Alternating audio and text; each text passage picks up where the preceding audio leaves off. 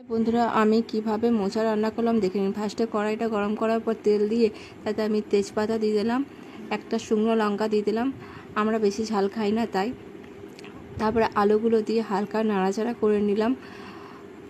তারপর ভাজা হয়ে যাওয়ার পর আমি এখানে সানরাইসের ধনিয়া গুঁড়ো, সানরাইসের মিট মশলা এবং কুকমির জিরে গুঁড়ো দিয়ে দিলাম 1 চামচ মতো, এবং কুকমির হলুদ গুঁড়ো দিয়ে দিলাম। আপনারা যেটা ইউজ করেন সেটা দেবে না, কোনো অসুবিধা নেই। মশলাটা তারপরে নাড়াচাড়া করে একটু কষে নিলাম। তারপরে পরিমাণ মতো একটু নুন দিয়ে দিলাম। আমি এখানে চামচ ইউজ করতে পারি না তাই দিয়ে দিলাম।